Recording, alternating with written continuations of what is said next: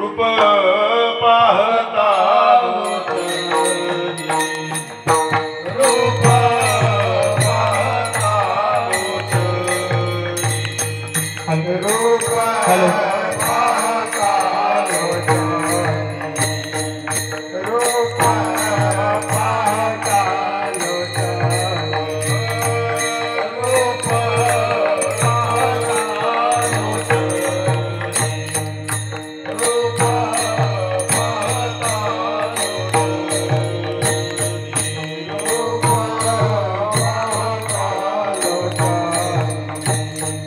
रूप पाहता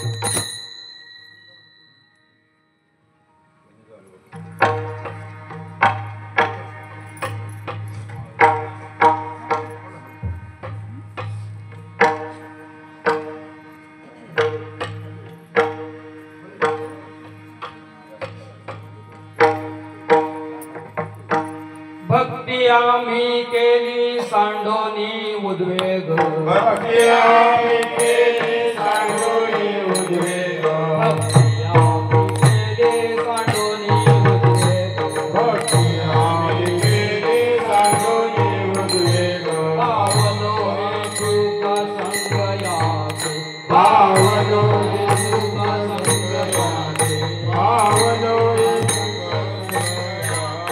पावलो हे संग सुख याचे भक्ती आम्ही केली सांडोनी उद्वेग भक्ती आम्ही केली सांडोनी उद्वेग भक्ती आम्ही केली सांडोनी उद्वेग भक्ती आम्ही केली सांडोनी उद्वेग पावलो हे संग सुख याचे पावलो हे संग सुख याचे पावलो हे संग सुख याचे पावलो हे सुख संग याचे सुख आम्हाला दैवायाचा संग कामाधारे घरितायाचा संग आम्हाला दैवायाचा संग कामाधारे घरितायाचा संग पराने उद्वेग सांडोनी पराने उद्वेग सांडोनिया पराने उद्वेग सांडोनिया तुका मने सुख बहुधाले दिवा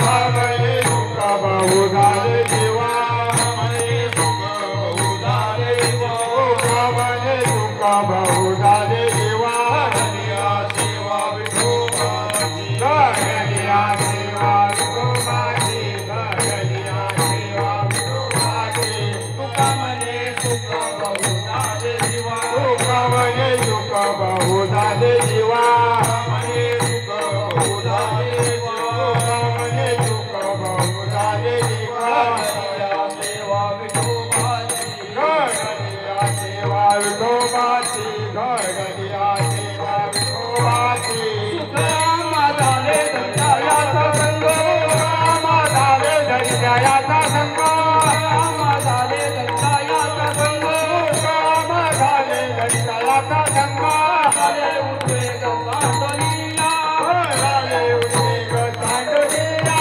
पराने उद्वेग सांडोनिया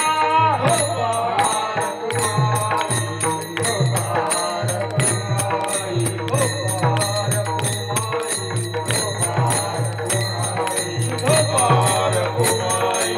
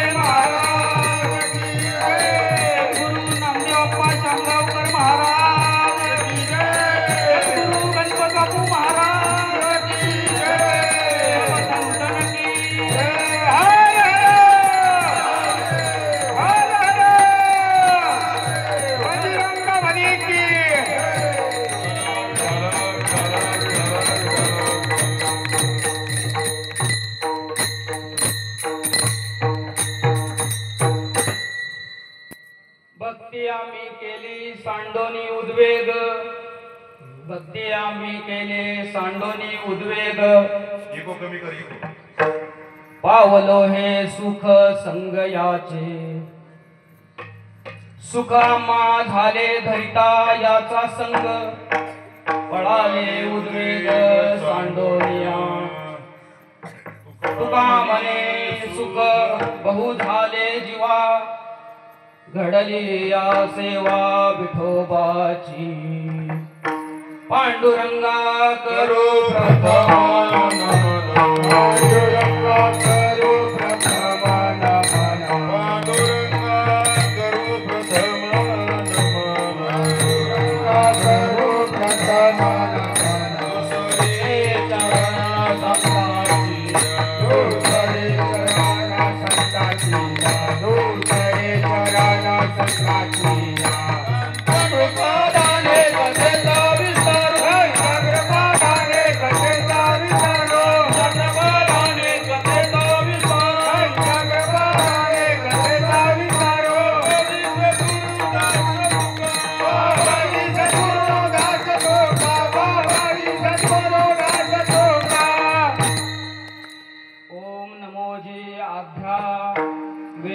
वेद प्रतिपाद्या जय जय स्वसंवेद्या आत्मरूपा देवा तुची गणेशु सकल तीर्थ प्रकाशु मने निवृत्तिदासु अवधारी जोजी हे शब्द ब्रह्मा अशेष तेची मूर्ती सुवेश तेत वर्ण वपो निर्दोष निर्वितसे नमो ज्ञानेश्वरा नमो ज्ञानेश्वरा नमो ज्ञानेश्वरा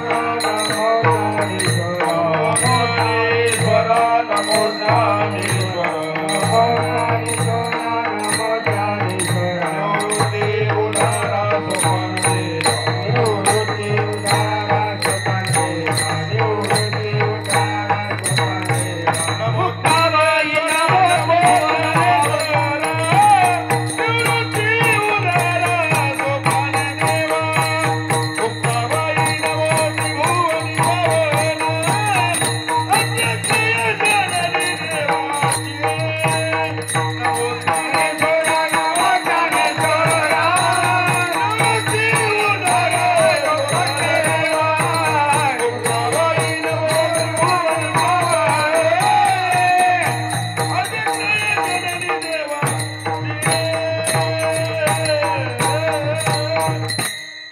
भक्ती आम्ही केली सांडोनी उद्वेग पावलो हे संग सुखयाचे तुकाराम महाराज म्हणतात आम्ही पांडुरंगाची अशी भक्ती केली या प्रकारे भक्ती केली की आमचे सर्व उद्वेग पळाले म्हणजे चिंता पळाले आणि त्यामुळे काय झालं आम्हाला या पांडुरंगाच्या संगतीचं सुख लाभलं आणि हे सुख लाभलं असताना लाभण्यासाठी महाराजांनी काय केलं तर तुका म्हणे सुख बहु झाले जीवा घडली सेवा विठोबाची म्हणजे विठ्ठलाची सेवा आम्हाला घडली त्याची भक्ती घडली त्याच्या नामाची सेवा घडली हे महाराजांनी प्रस्तुत अभंगात सांगितलेले आहे हा अभंग जगद्गुरु तुकोबाराय यांचा 3 चरणाचा अतिशय सोपा असा अभंग या कीर्तनरूपी सेवेसाठी घेतलेला आहे या सेवेचा परिहार द्यायचा तो असा म्हणजे स्वानंद सुखनिवासी वैकुंठवासी सद्गुरू पांढरकामी महाराजांची ज्यांनी आजीवन विठ्ठल रुक्माईची सेवा केली अशा वैकुंठवासी सौभाग्यवती सखुबाई गुलाबराव रासकर म्हणजे सर्वांची तुमची आमची माझी लाडकी बाई या बाईच्या 11व्या पुण्यस्मरणानिमित्त त्यांच्या पूर्ण रासकर परिवाराने यामध्ये त्यांचे मोठे चिरंजीव हरिभक्तीपरायण नंदकुमार महाराज रासकर तसेच पांडुरंग महाराज रासकर त्यांच्या दोघी सुना आमच्या बहिणी तसेच त्यांची नातवंड त्यांचा पूर्ण परिवार यांनी अतिशय छान नियोजन करून या कार्यक्रमाचं आयोजन केलेलं आहे तसेच या कार्यक्रमासाठी आपण सर्व ग्रामस्थ तसेच या कार्यक्रमाचा विशेष म्हणजे नंदू महाराज भरपूर दिवसांपासून म्हणत होते आपल्या गावातच कार्यक्रम झाला पाहिजे पांढरकामी महाराजांची कृपा आहे आपल्या गावावरती गणपत वैकुंठवासी गणपत बापूंची कृपा आहे सर्वांची कृपा आहे सर्वांच्या कृपेने आपल्या गावामध्ये भरपूर असा परमार्थ वाढलेला आहे तर त्यांच्या इच्छेनुसार आज तसं त्यांनी एक बोलून दाखवलं त्यानुसार त्यांनी झालेलं आहे तर या कार्यक्रमासाठी आपल्या गावातील गावचे सुपुत्र श्री हरिभक्तीपरायण ज्यांचं महाराष्ट्रभर कीर्तन गाजत आहे विनोदी कीर्तनकार श्री हरिभक्तीपरायण संतोष महाराज जाधव आपले हरिभक्तीपरायण राजू नाना तसेच नारायण महाराज कालिदास महाराज आमचे दाजी नाताजी महाराज आडसोळ तसेच अरविंद महाराज हनुमंत महाराज कोंडलिक महाराज अनिकेत महाराज आहेत बाळासाहेब महाराज आहेत तसेच आमचे छोटे दोन मुलं पण उभे आहेत आरोही आणि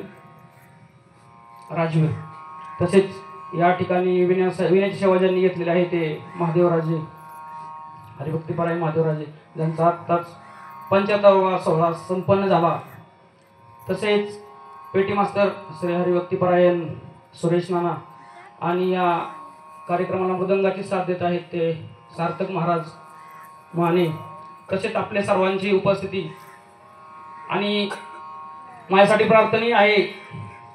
मी तसा पहिल्यांदाच कीर्तन करतोय आणि मला ही संधी यांच्या मार्फत आपल्या सर्वांच्या प्रेमाखातर मिळाली, त्याबद्दल सर्वांचा उल्लेख करतो आणि कीर्तनाच्या चिंतनाकडे प्रवृत्त होतो.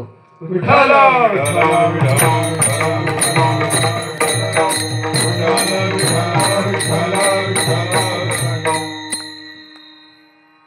जगद्गुरु तुकाराम महाराज यांचा सध्या अख्ख्या महाराष्ट्रभर त्रिशतकोत्तर रौप्य महोत्सवी बीजोत्सव म्हणजे तुकाराम महाराजांचा 375वा वैकुंठ गमन सोहळा आता अख्ख्या महाराष्ट्रभर गाजत आहे. हा सोहळा होत असताना तुकाराम महाराजांच्या विषयी थोडा उल्लेख करू. तुकाराम महाराज कोण होते? मनुष्याकृती राघवे ख्याती केली, शिळा शिखरे सागरी तारिली. तुका पूर्ण ब्रह्म, तुका स्वामी हा पूर्ण ब्रह्मी, जळी रक्षिले जीवा. तुका तो चितो हा परब्रह्म ठेवा, जया पूजिले आदरे पांडुरंगे. विमानस्थ केले प्रयाण प्रसंगे, तनु मानवी दिव्य रूपीची केली. न त्यागी शिनेली, गेला विमानी बैसोनिया. गेला विमानी बैसोनिया.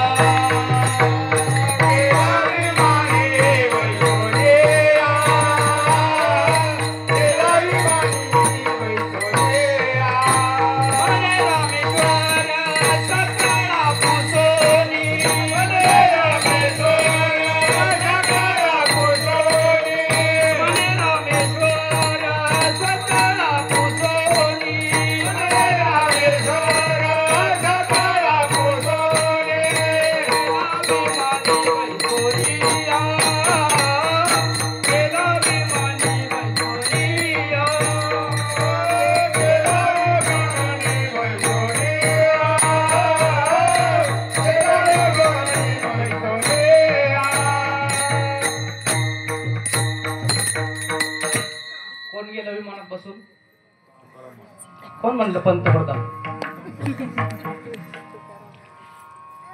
तुकाराम महाराजांनी अशी भक्ती केली की त्यांना असं भजन केलं की त्यांना न्यायला विमान आलं. आपण भजन करत नाही का? आपण पण दररोज भजन करतो ना, मग आपल्याला विमान का नाही न्यायला येत? कारण भजन असं करा, लहान मुलासारखं भजन करा. तुकाराम महाराज भजन करत असताना अगदी निरागस होऊन वृत्तीवर न राहता लहान मुलासारखं भजन करायचे. आणि त्यामुळं काय झालं? प्रयाण काळी देवे विमान पाठविले, कलीच्या काळा माझी अद्भुत वर्तले. मानव देह घेऊन निळधामा गेले.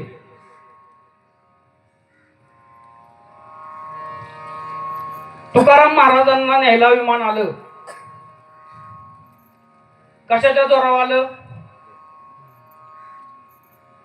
भक्तीच्या जोरावर आलं. आतापर्यंत अशी अनेक उदाहरणं झाली, भरपूर जणांना भक्ती केली, भजन केलं, परंतु प्रत्येकाला विमान न्यायला आलं का? आज वर कवीश्वर झाले बहुत बहुत थोर, पण सर्वांसाठी विमान आलं का? नाही आलं. आणि पण समजा तुकाराम महाराज म्हणले किंवा आता एवढा 375वा वैकुंठ गमन सोहळा चालू आहे, तर आता आपल्या सगळ्या गावकऱ्यांना ठरवलं की सगळ्यांना आता इथे विमान येणार आहे आणि आपण पाडळी ते दिल्ली प्रवास करायचा आहे. तर कोण कोण तयार होणार जायला? सगळे तयार होणार ना, लगेच विमानात बसणार. पण समजा देव असे म्हटले एवढा मोठा सोहळा चालू आहे, मग आपण काय करू, एक कीर्तन झाल्यानंतर पाडळीच्या शाळेच्या ग्राउंडवर एक विमान उतरवू आणि या सर्वच लोकांना वैकुंठाला घेऊन जाऊ. मग कोण कोण तयार होणार का पळून जाणार घरी?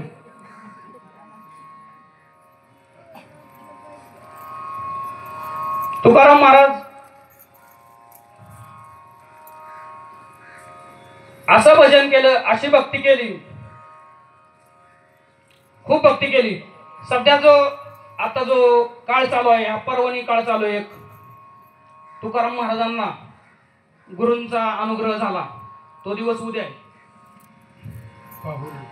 माघ शुद्ध दशमी पाहुणी गुरुवार केला अंगीकार तुका म्हणे. तो दिवस उद्या आणि कालचा एक दिवस होता महत्वाचा. त्या दिवशी होती सद्गुरु जोग महाराजांची जयंती. तर या जयंतीच्या निमित्तानं खूप मोठा, आता लगेच त्यांची पुण्यतिथी पण आली. पुण्यतिथीचा कार्यक्रमाचं नियोजन आळंदीत चालू आहे. ज्या वेळेस विठ्ठल विठ्ठल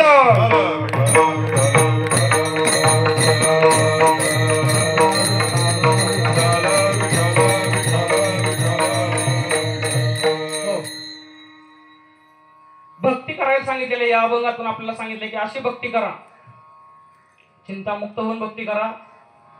मग कोणाची भक्ती करा, कोणाची भक्ती करा? ज्यावेळेस 10व्या अध्यायात गीतेच्या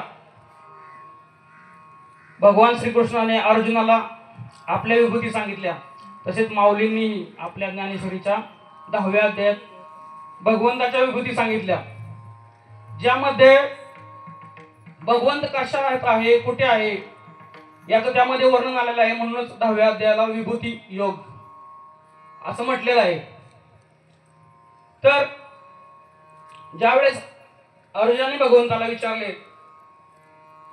की तू कुठे भेटशील, कशामध्ये आहेस, त्यावेळेस भगवंतांनी सांगितलं की या विश्वामध्ये पूर्ण व्यापलेलो आहे मी. जळी स्थळी भरला विठ्ठल, जळी स्थळी भरला अवघा, रिता ठाव नाही उरला. दुसरं सांगितलं कशामध्ये आहे भगवान, प्रत्येकाच्या हृदयात तर आहेच. दुसरं विभूती सांगितली की या पाण्यामध्ये भगवान आहे. जे पाणी आहे ते भगवंतामुळे आहे. आपल्याला पाणी कुठं बघायला मिळतं? समुद्रामध्ये पाणी बघायला मिळतं. पण या समुद्राला पाणी कोणी दिलं? समुद्र कोणामुळे भरला? याची या द्रवपणे समुद्र चंचल,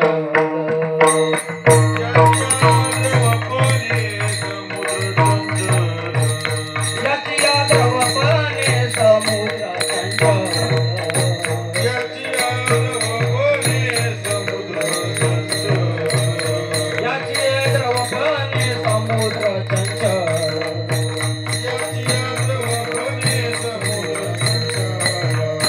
याची अवकाश आकाश पद, याची अवकाश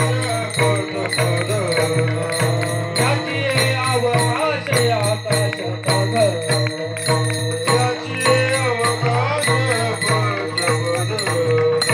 याची दृष्टी पडे आवरी आढ, याची दृष्टी पडे आवरी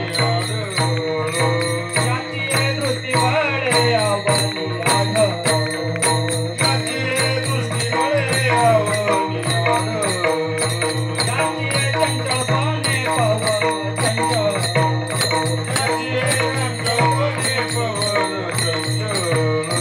याची चपळपणे पवन चंचल.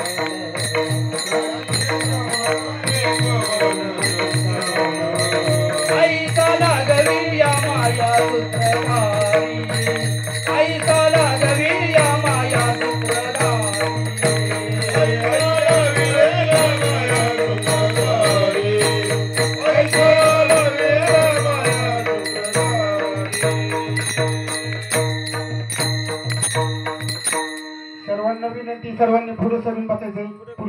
चला पुढे हाय जागा निळोबारायांची छान पुढे गवळण सरा. या गवळणीमध्ये भगवंताच्या विभूती निळोबारायांनी सांगितलेल्या आहेत. यामध्ये निळोबाराय सांगतात समुद्र भरला. कोणामुळे भरला? समुद्र कोणामुळे भरतो? समुद्राला कोण भरतं? पाऊस भरतो. उत्तर द्या. मी पहिलाच कीर्तनकार, तुम्ही बोलतो तेवढंच माझं थोडं वाढल. समुद्र कोणामुळे भरला? पावसामुळे भरला, हे एक उत्तर बरोबर आहे. पण ज्याची या द्रवपणे समुद्राशी जळ, जो भगवान परमात्मा आहे तो द्रवला म्हणून समुद्र भरला. शास्त्रीय कारण सांगितलं जाईल की समुद्राच्या पाण्याची वाफ होते, ती वरती जाते, त्याचे ढग बांधतात, त्यांना गारावा लागली की ते पावसाच्या रूपात खाली पडतात. पण याचं उत्तर संत साहित्यामध्ये आलेलं आहे. माणसाला तहान लागते. तहान लागल्यानंतर माणूस काय करतो? पाणी पितो. पाणी पिल्यानंतर काय होतं? तृप्तीचा ढेकर दिला जातो. पण हा ढेकर देतो तेव्हा काय होतं? पोट भरलं असं वाटतं. पण ते का भरतं? ह्याचं शास्त्रीय कारण कोणाकडे आहे का? तर ते पोट का भरतं? तर हा पांडुरंग परमात्मा किंवा जो विश्व विधाता आहे, जो स्वतः पाणी बनून आपल्या हृदयामध्ये प्रवेश करतो, त्यामुळं इथं म्हटलेलं आहे की त्यामुळे तो आपल्याला तृप्ती देऊ शकतो. पांडुरंगच आपले पोट भरू शकतो किंवा आपली तृप्ती देऊ, आपल्याला तृप्ती देऊ शकतो. त्यामुळे या ठिकाणी म्हणले आहे याची या द्रवपणे समुद्राशी जळ. पुढे सांगितलेलं आहे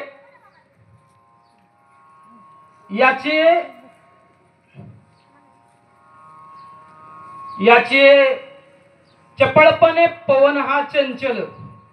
पवन म्हणजे काय? वारा. तर हा वारा वाहतोय तो कोणामुळे वाहतोय?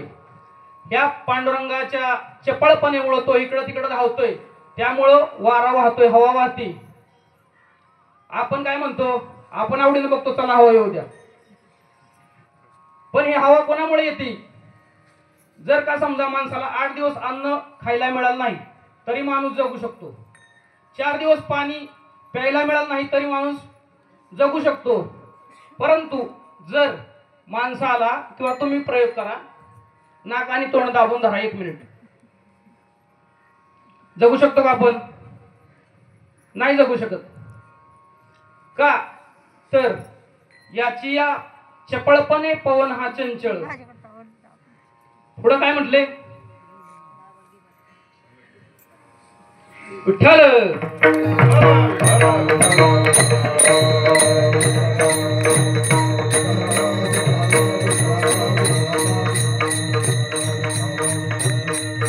कुंडली कवरदार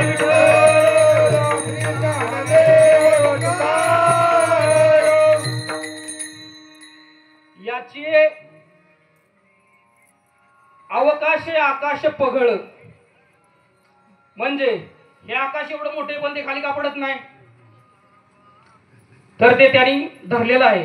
म्हणून याचे अवकाश आकाश पगळ.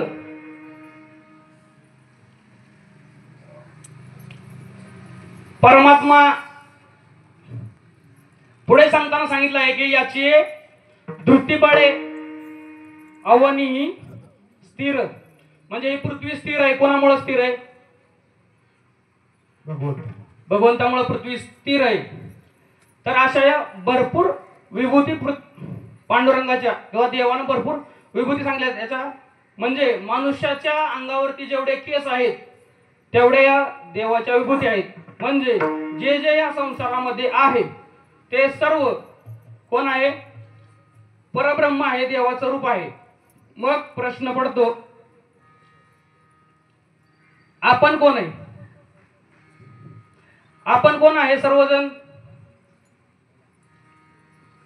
देव आणि आपण वेगळे का एक आहे? वेगळा आहे का एक आहे? एक आहे. तर कसं आहे? तर कोकणामध्ये मीठ तयार होतं, समुद्राच्या कडेला मीठ तयार होतं, त्या तिथे मिठागरे असतात, मिठागर. ज्यावेळेस समुद्राची लाट काठावरती येते त्यावेळेस ते पाणी त्या वाफ्यामध्ये घेतलं जातं आणि नंतर वाफा बंद केला जातो. मी कशासाठी हे सांगतोय तर आपल्याला माहित आहे आपण कोण आहे, गणेश ननावरे. आपण कोण आहे, संतोष महाराज जाधव, सार्थक महाराज माने. आपण आपल्या मूळ स्वरूपाला विसरलोय. म्हणजे देव आणि आपण एकच आहोत आणि त्यामुळं आपल्याला संसारामध्ये अनेक दुःख यातना संकट झेलायला लागत आहेत. ह्यासाठी मी सांगतोय मीठ सगळेजण वापरतात घरामध्ये. तर मीठ म्हणजे काय असतं, मीठ हा समुद्र आहे. कसं तर ते पाणी ज्या वेळेस मिठागराच्या त्या वाफ्यामध्ये घेतलं जातं त्यावेळेस काय होतं, बाकीचा समुद्र आतमध्ये जातो, त्याला बंद केलं जातं आणि त्याला अतिशय सूर्याची किरण लागतात, चटके बसतात. त्यानंतर काय होतं, त्याचं ढेकळामध्ये रूपांतर होतं, कारण त्याच्यातलं पाणी निघून जातं. जे क्षार मीठ आहे ते खाली राहतं, पण ते एकदम काळं मीठ असतं. ते काळं मीठ ज्यावेळेस आपण बाजूच्या कारखान्यामध्ये घेऊन गेलं जातं आणि तिथे एक मशिनरी असतात भरपूर, त्या मशिनरीमध्ये टाकलं जातं. ते जवळजवळ 2 दिवस मशिनरीतून फिरत असतं आणि त्यानंतर त्याचं मोठं खडा मीठ तयार होतं. तिथं त्याला चटके बसतात. त्यानंतर ते कुठं जातं, पोत्यात भरलं जातं. मग ते पोते कुठं ठेवले जातात, दुकानदाराकडे, किराणा दुकानदाराकडे पाठवलं जातं. ज्यावेळेस ते किराणा दुकानदाराकडे आलं जातं तेव्हा ते कुठं वरती ठेवलं जातं. मिठाचं पोतं कुठं ठेवतात, सगळ्यात आधी किराणा दुकानदाराकडे यायच्या अगोदर ते मीठ आहे ना, मोठे मोठे गोडाऊन असतात, त्या गोडाऊन मध्ये ठेवलं जातं पहिल्यांदा. ते गोडाऊन असं असतं, एकदम अस्वच्छ असतं, एकदम मोकळं असतं. येणारे जाणारे कुत्रे वगैरे त्याच्यावरती सगळा कार्यक्रम वगैरे करत असतात. तर ते मीठ ज्यावेळेस दुकानदाराकडे येतं त्यावेळेस ते मीठ दुकानाच्या बाहेर मांडलं जातं आणि त्यावेळेस पण तिथं सूर्याची किरण पडत असतात, म्हणजे त्याला त्याचे चटके बसत असतात. त्यानंतर एखाद्या मावशीबाई जातात आणि म्हणतात आम्हाला मीठ द्या. मग दुकानदार काय म्हणतो, हाय तिथं बाहेर घ्या, तुमच्या हातानंच वजन करून घ्या. मग त्याची किंमत किती, तो म्हणतो कुठं तो तुम्ही मोतीन मोजायला आलाय तेव्हा घ्या तुमच्या हातानं. मग ती मावशी त्या तरच मीठ टाकते, 1 किलो मीठ मागितलेलं असतं. तो म्हणतो झालं वजन. म्हणली ती मावशी पण म्हणते अहो काय सोनं मोजताय वेळ तेव्हा एवढं काय द्या थोडं टाकून. मग तो आणखी 2 मुठी टाकतो. म्हणजे मिठाची किंमत किती. नंतर ते मीठ ज्यावेळेस ती मावशीबाई घरामध्ये घेऊन जाते त्यावेळेस ती काय करते, पाटा आणि वरवंटा याच्यामध्ये त्या मिठाला वाटलं जातं किंवा उकळात कुटलं जातं. त्यानंतर ते भरणीमध्ये भरून ठेवलं जातं. नंतर ज्यावेळेस कढईमध्ये भाजी केली जाते त्यावेळेस ती भाजी अतिशय उकळली जाते. सर्व मसाला वगैरे टाकला जातो, भाजी उकळली जाते आणि त्या उकळत्या भाजी मध्ये वरून मिठाचे खडे टाकले जातात. त्यावेळेस त्याला किती बरं वाटतं. आणि त्याच्याबरोबर त्याला एक त्रास द्यायला त्याची एक मावशी असते. एकटं मीठ नसतं कालवणात, ती कोण असतं, मिरचीबाई. मिरची मिठाला त्रास देते. पण जर का ते मिठाला एवढ्या यातना का झाल्या, मिठाला एवढ्या यातना होण्याचं कारण एकच आहे की ते मीठ आपल्या मूळ स्वरूपापासून बाजूला गेलं. ते मूळ स्वरूपापासून बाजूला गेलं त्यामुळं काय झालं, त्याला या सर्व यातना भोगू लागल्या. म्हणून तुकाराम महाराज म्हणतात किंवा सगळे संत जन आपल्याला सांगतात भक्ती करा. संसार हा कसा आहे, दुःख बांधवडी आहे हा संसार.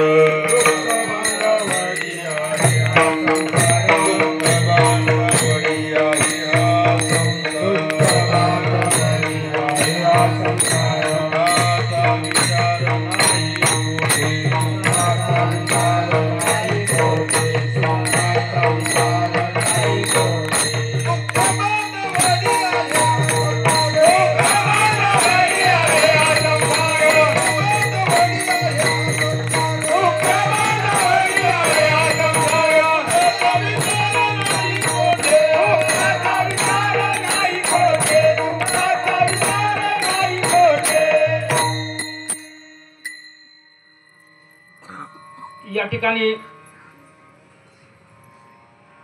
भक्ती करत असताना तुकाराम महाराजांनी भक्ती कशी केली किंवा भक्ती सर्व संसाराच्या चिंता सोडून भक्ती केली. काय होतं, आपण आपला भक्ती करण्यामागचा किंवा आपल्याला आपलं ध्येय काय असतं की मोक्ष प्राप्ती करणं किंवा देवाला प्राप्त करणं. यासाठी अनेक साधनं सांगितले गेले आहेत. त्यामध्ये भक्तियोग आहे, ज्ञानयोग आहे, योगाच्या साधनांना सुद्धा आपण भक्ती करू शकतो किंवा मुक्ती मिळू शकतो. परंतु भक्ती हे सर्वात सोपं साधन कसं आहे, भक्तीच का केली हे सांगत असताना एक दृष्टांत आहे की एकदा कबीर महाराज आणि आपले गोरक्षनाथ हे दोघं या एका समुद्र ठिकाणी भेटलेले असतात. आता ते समुद्रावर कशाला गेले होते मला विचारू नका, आणि कुठल्या समुद्रावर गेले होते ते पण विचारू नका. आता मला काय माहित गोव्याच्या समुद्राला गेले का कोकणाच्या समुद्राला गेले. तर ते गेलेले असताना त्यावेळेस गोरक्षनाथ हे योगी पुरुष ते कबीर महाराजांना म्हणाले. कबीर महाराज भक्ती करत होते, भक्त होते. गोरक्षनाथ महाराज म्हणाले, का हो कबीर महाराज, तुमची भक्ती श्रेष्ठ आहे का आमचा योग श्रेष्ठ आहे. त्यावेळेस कबीर महाराज म्हणाले, असं काय नाही, तुमचा योग श्रेष्ठ तर तुमचा योग श्रेष्ठ, आमचं काय म्हणणं नाही.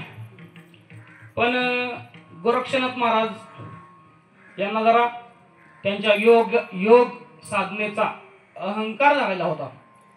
त्यावेळेस ते म्हणाले, असं नाही, हे तुम्हाला किंवा मला सिद्ध करावं लागेल, त्याशिवाय मी मानणार नाही. ते म्हणले, अहो असं कशाला, मी म्हणतोय ना योग श्रेष्ठ आहे. नाही नाही म्हणले, पण काहीतरी करावं. अहो पण म्हणले, का मी तुम्हाला देतो ना बिनविरोध निवडून, तर निवडणूक लावायची काय गरज आहे का. पण काय कायला घुमघुमी असते, इलेक्शन लावायचं.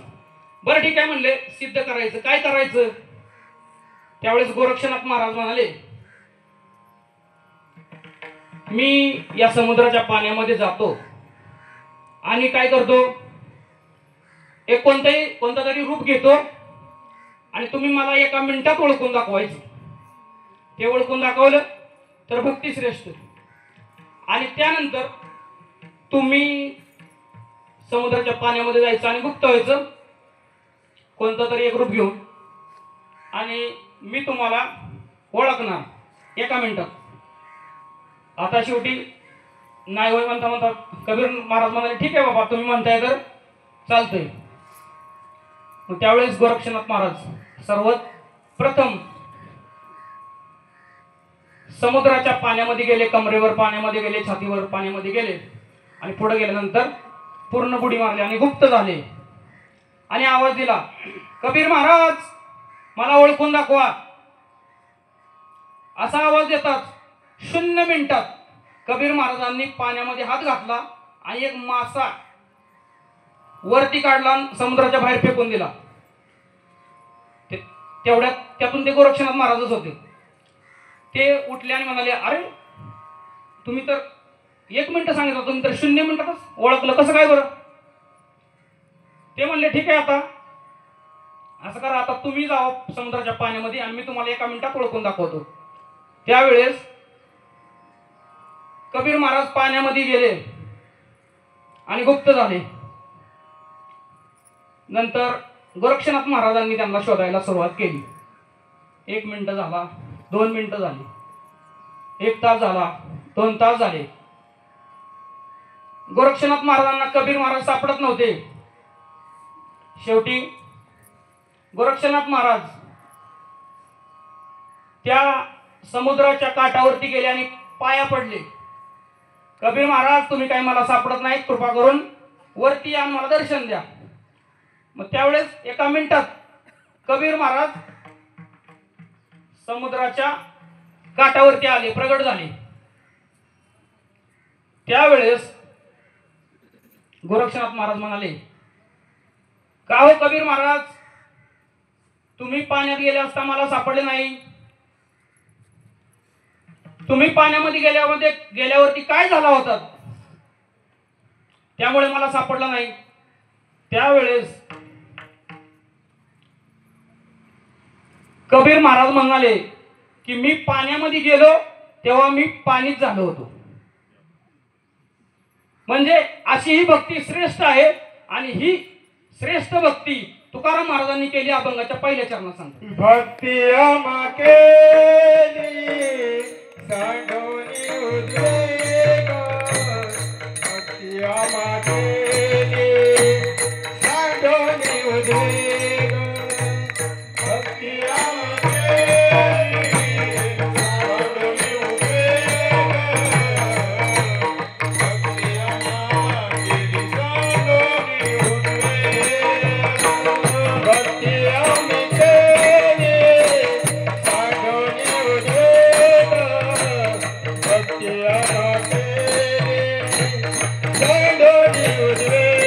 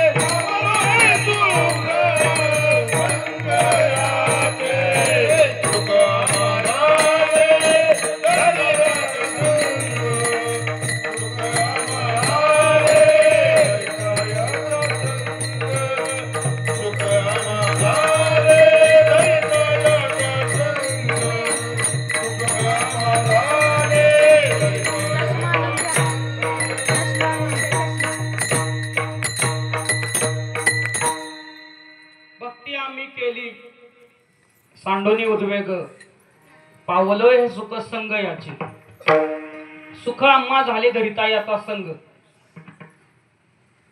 सुख आम्हा झाले धरिता याचा संग असे महाराज म्हणतात. का म्हणतात तर पांडुरंग परमात्मा हा सुखाचे आगर आहे, सर्व सुखाचे आगर सर्व सुखाचे आगर म्हणे नरहरी